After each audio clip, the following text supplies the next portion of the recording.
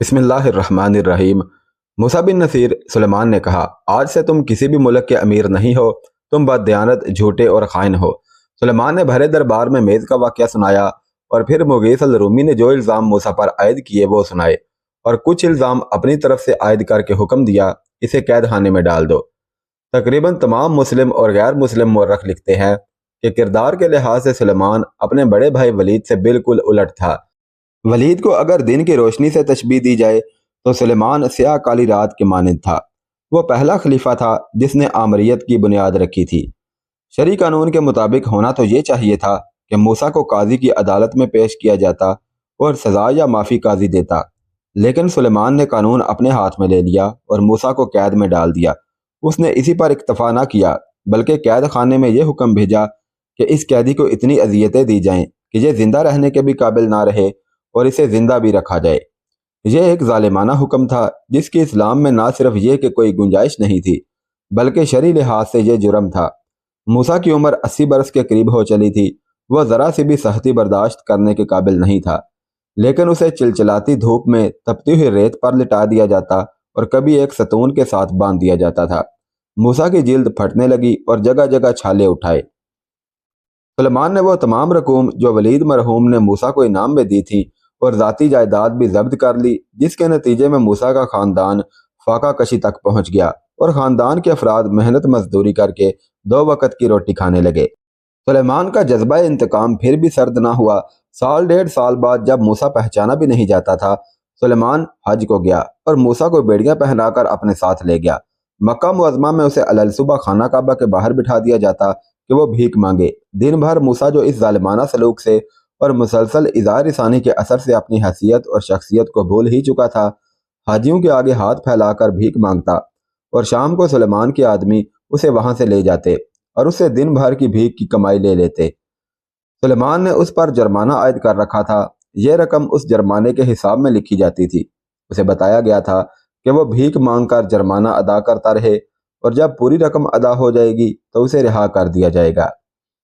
یہ ہے ایک فاتح اندلس کا انجام جس سے ہم نے اس داستان کا آغاز کیا۔ موسیٰ کے ساتھ جو وحشیانہ سلوک ہوا وہ ہم نے اس داستان کے پہلے باب میں تفصیل سے بیان کیا تھا۔ یہاں سوال پیدا ہوتا ہے، کیا موسیٰ بن نصیر کو اتنی زیادہ سزا ملنی چاہیے تھی؟ اس میں کوئی شک نہیں کہ موسیٰ کی یہ حرکت بڑی گھٹیا تھی کہ امیر المومنین کی خوشنودی کی خاطر اس نے طارق بن زیاد سے حضرت سلیمان علیہ السلام کی میز چھین لی اور خلیفہ کو اس طرح پیش کی جیسے یہ خود اس نے راہبو سے حاصل کی تھی۔ پھر اس نے قرطبہ کے گورنر کو قتل کر کے مغیث الرومی کا دل دکھایا اور اسے اپنا دشمن بنایا تھا۔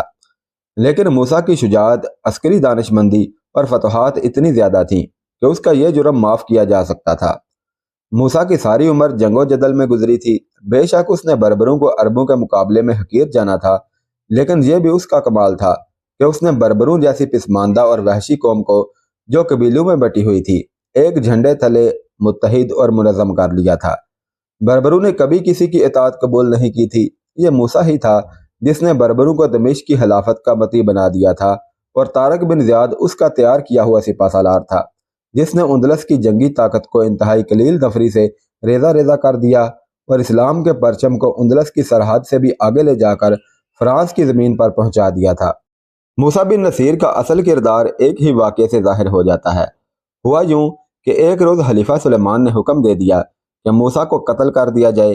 ایک سرکردہ آدمی امیر ابن المحلب وہاں موجود تھا جو موسیٰ کا بہی خواہ تھا اور سلیمان پر اس کا اثر و رسوخ چلتا تھا۔ اس نے سلیمان سے کہا کہ وہ موسیٰ کو معاف کر دے۔ سلیمان نے ابن المحلب کی اتنی سی بات مانی کہ موسیٰ کو قتل نہ کیا اور اسے معاف نہ کیا۔ ابن المحلب غصے کی حالت میں قید خانے میں گیا۔ اس نے دیکھا کہ موسیٰ بن نصیر دھوپ میں کھڑا ہے اور اس کا سر ڈول رہا ہے۔ پھر وہ گر پڑا۔ اسے کوٹھڑی میں لے چلو۔ امیر ابن المحلب نے حکم دیا اور اسے پانی پلاؤ۔ موسیٰ کو اٹھا کر کوٹھڑی میں لے گئے۔ اس کے منہ میں پانی ڈالا گیا اور اس کے سر اور چہرے پر پانی پھینکا گیا تو وہ ہوش میں آ گیا۔ مجھے پہچانتے ہو ابن نصیر؟ ابن المحلب نے پوچھا۔ ہاں، موسیٰ نے بڑی مشکل سے آنکھیں کھولتے ہوئے جواب دیا۔ تو میرا دوست ابن المحلب ہے؟ کیا تو مجھے رہا کرانے آیا ہے یا یہ دیکھنے کہ میں کب مروں گا؟ تم نے آج مر جانا تھا ابن نصیر، ابن المحلب نے کہا۔ سلیمان نے تمہارے قتل کا حکم دے دیا تھا۔ میں نے تمہاری جان بچا لی ہے۔ مگر تمہارے اس اوچھے دشمن نے تمہیں معاف نہیں کیا۔ تم میں عقل کی کمی تو نہیں تھی ابن نصیر؟ میں حیران ہوں کہ تم نے یہ بے وقوفی کیوں کی کہ خلیفہ کے بلاوے پر یہاں آ گئے۔ تمہاری لیاقت اور شجاعت کی کوئی مثال پیش نہیں کر سکتا، تم اپنی مثال آپ ہو۔ تمہیں معلوم تھا کہ خلیفہ ولید بیمار ہے اور اتنا معمر ہو چکا ہے کہ اب اس بیماری سے جام بر نہیں ہو سکے گا۔ تمہیں یہ بھی معلوم تھا کہ ولید کے بعد اس کا بھائی سلیمان خلافت کی مسند پر بیٹھے گا اور یہ تمہارا دشمن ہے۔ اسے تمہارے خلاف ایک بہانے کی ضرورت تھی جو اسے مل گیا۔ میں نہ آتا تو ولید ناراض ہوتا، موسیٰ بن نصیر نے کہا۔ اس کا حکم کچھ سخت تھا۔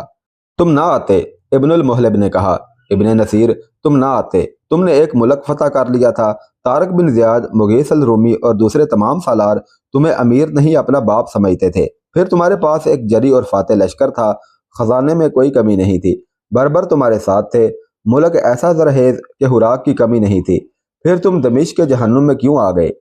اندلس کے خود مختار حکمران بن جاتے، کوئی خلیفہ دمشق سے تمہارے خلاف فوج نہیں بھیج سکتا تھا، درمیان میں سمندر حائل تھا۔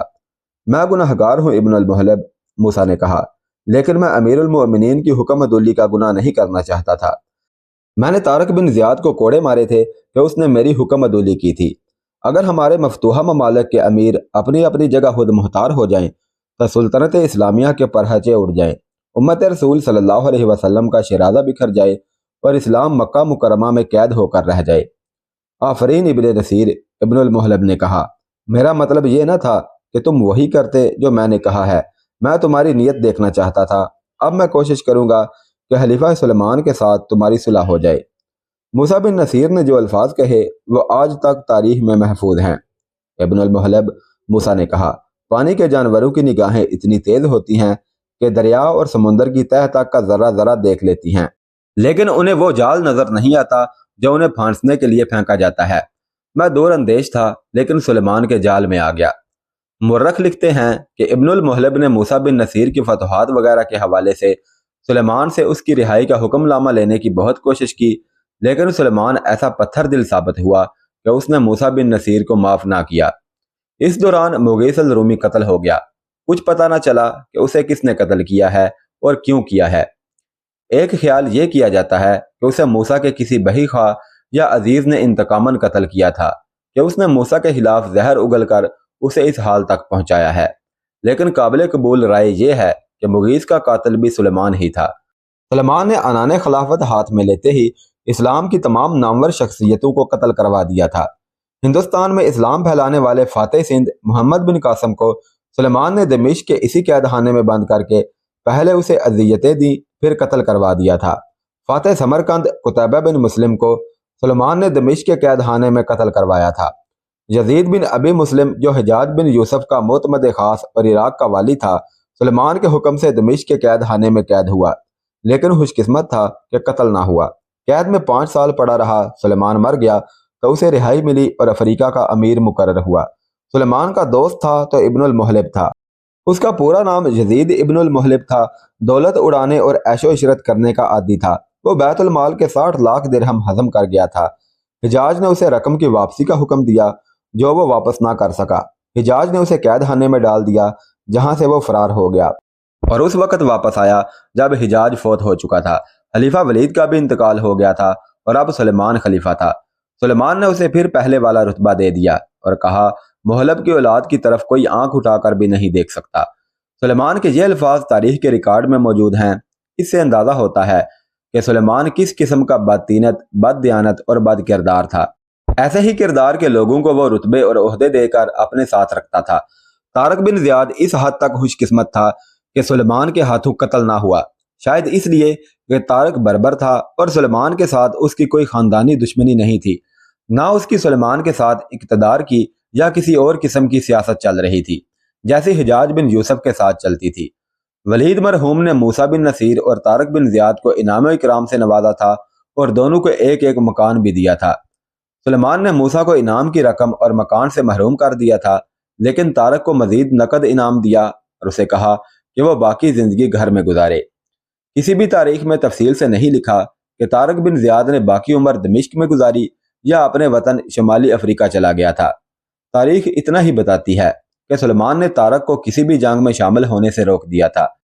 اس طرح فاتح اندلس، جس نے اندلس کے ساحل پر جا کر جہازوں کو آگ لگا دی تھی کہ واپسی کا خیال ہی ذہن سے نکل جائے، گمنامی کی تاریکی میں لاپتہ ہو گیا۔ لیکن جسے رسول اللہ صلی اللہ علیہ وسلم نے خواب میں فتح کی بشارت دی تھی، اس کا نام گمنامی سے ایسا ابھرا کہ آج دنیا اسلام کے بچے بھی طارق بن زیاد کا نام لیتے ہیں، اور کوئی غیر مسلم بھی اندلس کا ذکر کرتا ہے تو طارق بن زیاد کو نہ صرف یاد کرتا ہے بلکہ اسے خراج تحسین پیش کرتا ہے۔ موسیٰ بن نصیر قید خانے میں گل سڑ رہا تھا، ادھر اس کا بیٹا عبدالعزیز امیر اندلس اس ملک کے لوگوں کی کایا پلٹ رہا تھا۔ عبدالعزیز زاہد و پارسا تھا، اسلام کا اور رسول اللہ صلی اللہ علیہ وسلم کا شیدائی تھا۔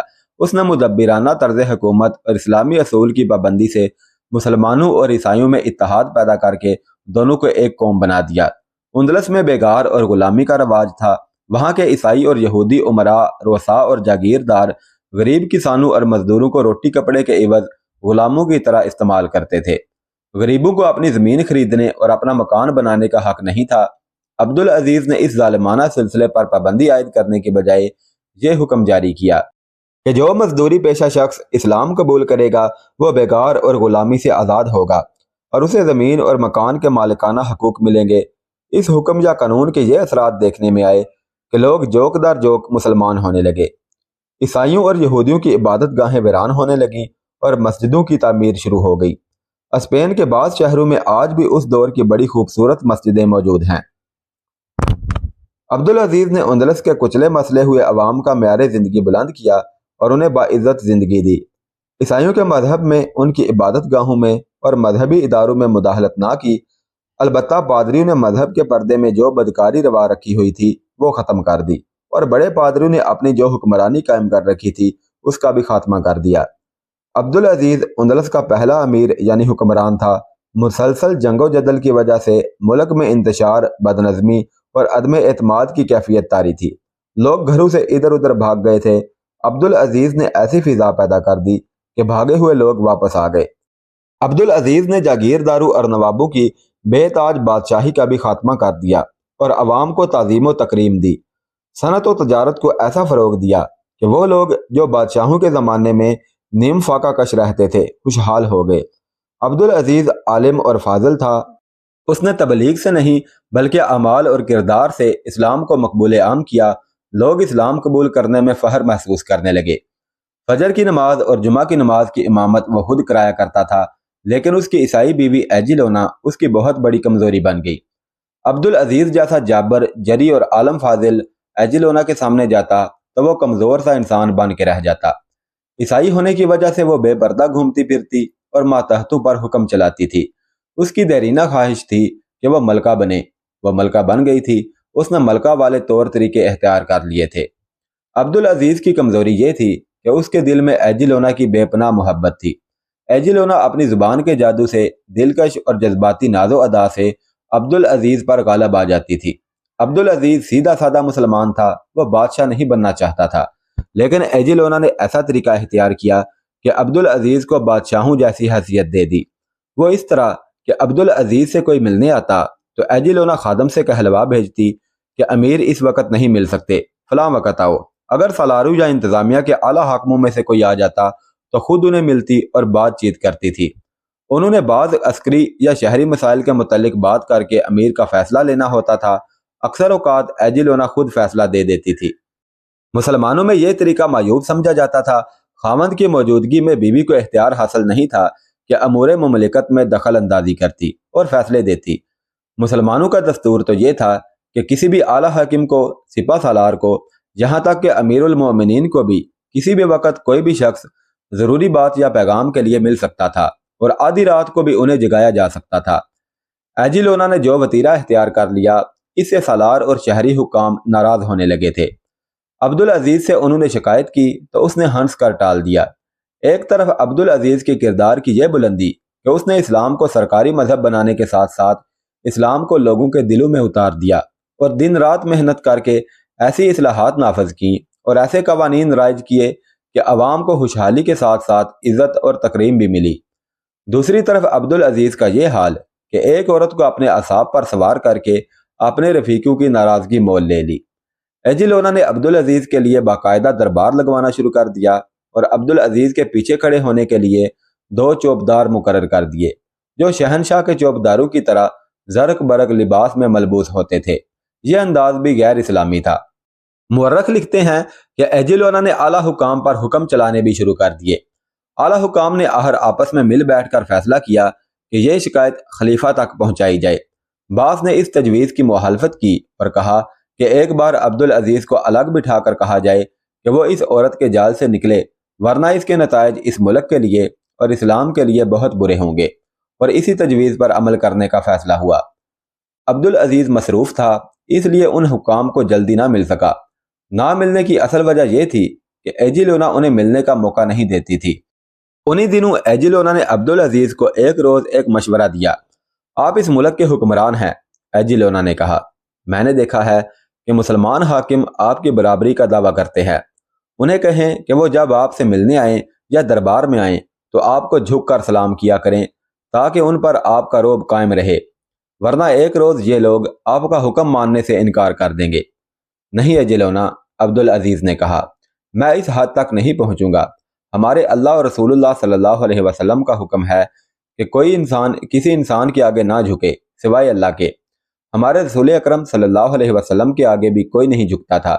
کسی کے آگے جھکنا یا کسی کو اپنے آگے جھکانا گناہ ہے۔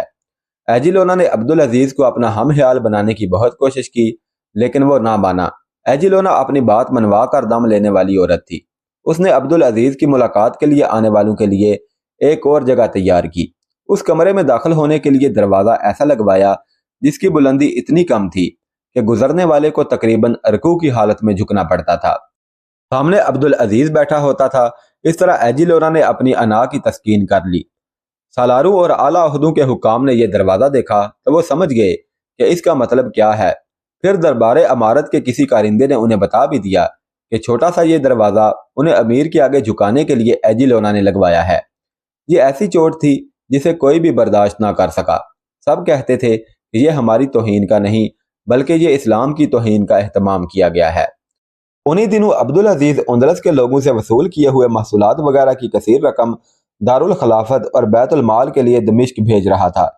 یہ پہلی رقم تھی جو اندلس سے جا رہی تھی، جو ایک نائب سالار لے جا رہا تھا۔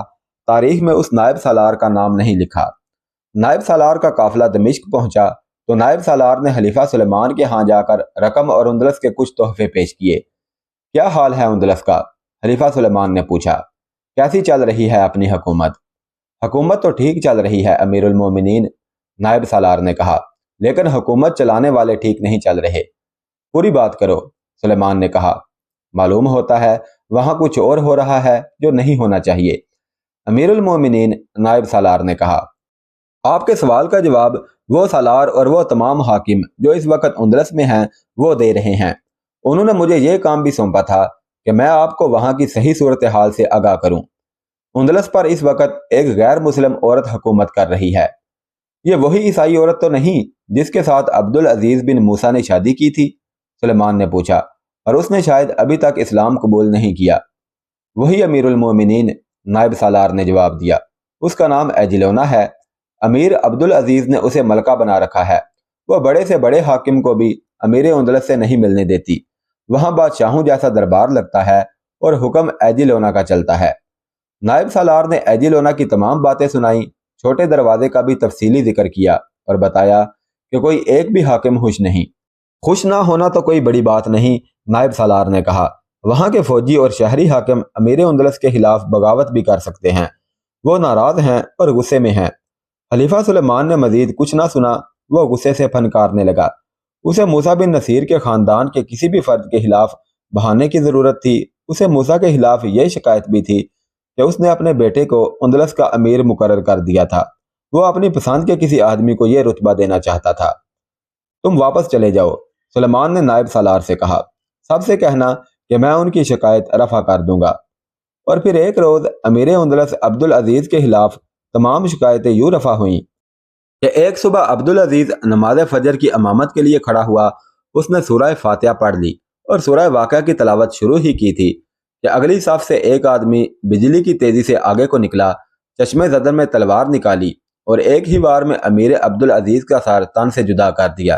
سر کو اٹھایا اور پیشتر اس کے کہ نمازی دیکھ سکتے کہ یہ کیا ہوا ہے، قاتل امیر اندلس کے سار سمیت غائب ہو گیا۔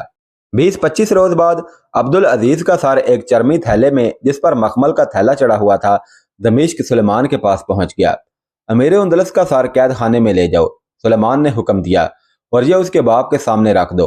حکم کی تعمیل کی گئی۔ عبد العزیز کا سار قید خانے میں موسیٰ کے آگے رکھ دیا گیا۔ موسیٰ جو پہلے ہی اظہار ثانی صدمے اور ذلت سے نزع کی حالت کو پہنچ چکا تھا، بیٹے کا سار دیکھ کر غشی میں چلا گیا۔ ہوش میں آیا تو سر وہاں نہیں تھا۔ موسیٰ نے بیٹے کا سر دیکھ کر کہا تھا، انہوں نے ایسے آدمی کو قتل کر دیا ہے جو دن کو عدل و انصاف کے ساتھ انتظامی کام کرتا اور رات کو اللہ کی عبادت کرتا تھا۔ میرا بیٹا قیام اللیل اور صائم النہار تھا۔ اس حقیقت کی گواہی تاریخ بھی دیتی ہے کہ عبد العزیز دن کو عدل و انصاف اور انتظامی کام کرتا اور رات کو اللہ کی عبادت کرتا تھا، لیکن وہ جان نہ سکا کہ اعصاب پر عورت کو سوار کر لو تو وہ عقل و ہوش پر بھی سوار ہو جاتی ہے اور مرد کو کٹ پتلی بنا لیتی ہے، اور یہ بھی نہ جان سکا کہ عورت نے بادشاہوں کو گداگر بنایا ہے اور شہنشاہوں کے تختے الٹے ہیں۔ یہی لغزش عبد العزیز سے کچھ نادانستہ اور کچھ دانستہ سرزد ہوئی کہ اس نے ایک عورت کا طلسم اپنے اوپر طاری کر لیا۔ موسیٰ بن نصیر دانش مند اور جہاندیدہ آدمی تھا، لیکن وہ انسانی فطرت کی دوسری کمزوری کا شکار ہو گیا۔ یہ بھی انسانی فطرت کی کمزوری ہے کہ کسی انسان کے آگے لوگ جھک جائیں تو وہ آدمی اپنے آپ کو خدا سمجھنا شروع کر دیتا ہے۔ اس میں حشامت پسندی جیسی کمزوری بھی آ جاتی ہے۔ پھر موسیٰ نے خلیفہ کی خوشنودی حاصل کرنے کے لیے طارق اور مغیث کو جس طرح ناراض کیا وہ بیان ہو چکا ہے۔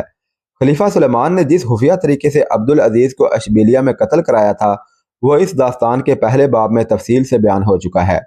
یہ تھا انجام اندلس کے فاتحین کا۔ موسیٰ بن نصیر اپنے بیٹے کا کٹا ہوا سار دیکھ کر چند ہی دن اور زندہ رہ سکا۔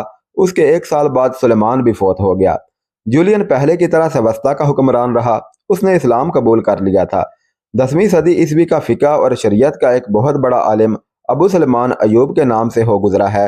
وہ جولین کی تیسری پشت میں سے تھا۔ یہاں سوال پیدا ہوتا ہے، کیا وہ میز جس کی ملکیت کا دعویٰ موسیٰ نے کیا تھا واقعی حضرت سلیمان علیہ السلام کی تھی؟ اور کیا عیسائیوں کی یہ روایت صحیح تھی کہ جو کوئی اس کی ملکیت کا دعویٰ کرے گا وہ تباہ و برباد ہو جائے گا؟ موسیٰ نے خلیفہ سے کہا تھا کہ یہ میز اس نے حاصل کی اور یہ اس کی ہے جو تحفے کے طور پر لایا ہو۔ طارق بن زیاد نے ایسا دعویٰ نہیں کیا تھا۔ ایک یہودی ساحر نے کہا تھا کہ اندلس کی زمین خون مانگتی رہتی ہے اور خون مانگتی رہے گی۔ اس کا یہ کہنا بھی درست ثابت ہوا۔ موسیٰ اور اس کا بیٹا قتل ہوئے، مغیث الرومی قتل ہوا۔ اس کے بعد مسلمانوں کی اندلس کی 800 سالہ تاریخ میں یہی کچھ ہوتا رہا کہ قتل کے ذریعے امیران اندلس کے تختے الٹتے جاتے رہے اور آپس کی چپکلش اور خون ریزی کا سلسلہ جاری رہا، جس کے نتیجے میں ایک روز اندلس سلطنت اسلامیہ سے نکل گیا۔ حکیم الامت علامہ اقبال نے فرمایا تھا، ہسپانیہ تو خون مسلماں کا امی ہے، ماند حرم پاک ہے تو میری نظر میں، پوشیدہ تری خاک میں سجدوں کے نشاں ہیں، خاموش اذانیں ہیں تیری باد سحر میں، روشن تھی ستاروں کی طرح ان کی سنانیں، خیمے تھے کبھی جن کے تیرے کوہ و کمر میں، پھر تیرے حسینوں کو ضرورت ہے ہی نہ کی، باقی ہے ابھی رنگ میرے خون جگر میں، کیوں کر خسو خاشاک سے دب جائے مسلمان، مانا وہ تب و تاب نہیں اس کے شرر میں، دیکھا بھی دکھایا بھی سنایا بھی سنا بھی، ہے دل کی تسلی نہ نظر میں نہ خبر میں۔